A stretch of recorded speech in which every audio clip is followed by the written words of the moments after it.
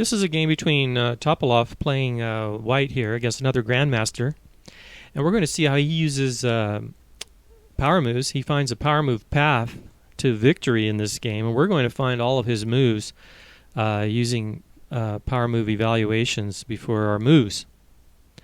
So it's black to move here, and he captures the pawn, and white recaptures, and black captures the pawn. Now he's just won a pawn. We see that white is more developed than black. Black's knight still hasn't come off its back rank.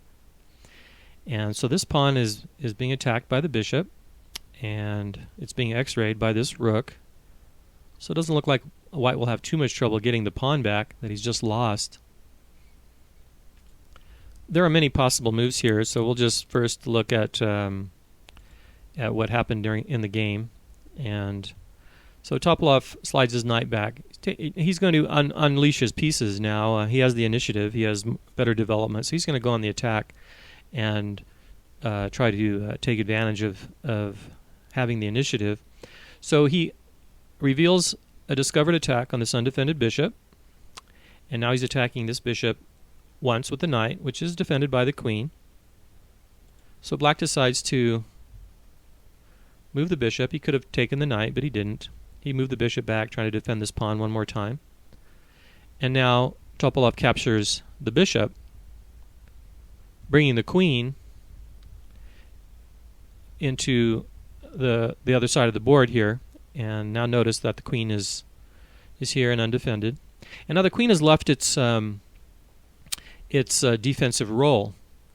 So now I would like you to do a power move evaluation. Let's look at our power move weaknesses here, pieces that are already being attacked, and look at and then look at defensive power move weaknesses in our opponent's position, and then come up with possible moves.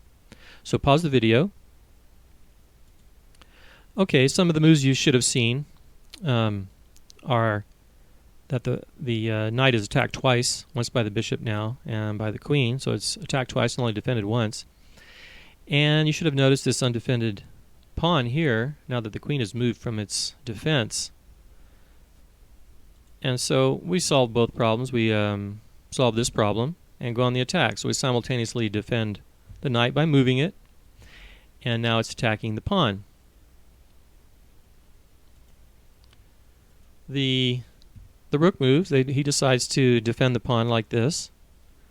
And now pause the video again and look for another offensive power move now. Offensive. Pause the video. You may have noticed the possibility of the bishop skewering the rook and the queen here by moving here, attacking both of them. But because the queen's undefended, it doesn't really work. So when the bishop moves here, all white has to do is attack the queen with the queen, and either if the queen takes, then the rook can take back, and that pin didn't work. So anyway, we're back to our offense, and if you notice, the rook is undefended. So Topalov attacks it with the queen. Black defends the rook. He defends the rook by finishing his development, by bringing the knight out. Now the rooks are united, and the rooks are defending each other. And this allows white to recapture his pawn here. She does. The bishop captures and the rook recaptures. And black greedily captures this pawn, which was available, and now double defends this pawn, which became attacked twice by the rook and the knight. When you have the initiative, you have to seek to maintain it. Otherwise, your opponent may get it back or at least equalize. So let's pause the video and look for another offensive power move, a power move weakness in the black camp. So pause the video. One of our strategic goals is to get a rook on the 7th rank, one or both rooks on the 7th. And we see that the knight is undefended, so this gives us a chance to accomplish two things at once. And the rook slides up, attacking the knight and gaining the 7th rank. Black chooses to defend the knight by bringing the rook up, and now white is free to achieve another strategic goal, and that is to unite the rooks. White lost a pawn earlier in the game, but he has gained some strategical pluses to compensate for that. And we see now that black pushes the pawn, attacking the knight, trying to break up these pawns, the center pawn here.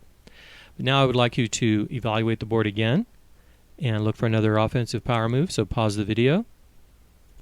Okay, you should have found this undefended rook here, and Topolov attacks it with the queen. The pawn could block, but that would no longer make it possible for him to break up this center pawn, and this knight really wouldn't have any squares to move to. But anyway, he chooses not to do that, and instead moves the rook and defends the knight again. And now let's find the next power move that was launched. So pause the video, offensive power move here. Pause the video. Okay, one of our strategic goals is to penetrate enemy territory where there are more targets. And you see that this rook is in reach of the knight. So he attacks it. Little guy harassing big guy, power move number 5. And because the pawn can't push here because this is a check. So he would be one move ahead. So he moves the rook. Okay, now let's find another power move. So do another power move assessment. Offensive power move. Pause the video. Okay, you should have found, again, little guy harassing big guy. Knight swings around again. You can attack the queen in one of two places here. And he chooses to attack it here. I mean, here he would be undefended. But he would look farther and see further and see more possibilities. But that's one justification, even that alone. The knight moves here and attacks the queen. The queen has to run and slides to b3. And now look for another offensive power move. Pause the video. So he's really going to work on the black queen here, and you may have spotted rook here attacking the queen, which he does do. The queen is running out of good squares, and he's trying to maintain the initiative, so he's looking for moves which will place the queen into power move weaknesses. So the queen runs, and now pause the video and find the next power move attack. Pause the video. Again, you should find little guy harassing big guy, pawn attacking the queen. Poor queen's just getting pushed around here. And she runs. And white has achieved another strategic goal, and that is to create a passed pawn, which he has done here. And now that the queen has been pushed back to a defensive role, white is free to recapture his lost pawn. The initiative and these power move attacks has allowed white to gain his material back. And now this pawn has become weak in the process and will very likely be lost at some point during the game as well. Topolov maintains his stranglehold on black here, and this passed pawn does become the winning aspect of the game. He goes on to win this game by threatening to queen this passed pawn. All accomplished with these very nice power move combinations that led to a strategical advantage and allowed him to maintain the initiative. It is the little moves, the little power moves, which control the game until tactics or strategical goals can be gained.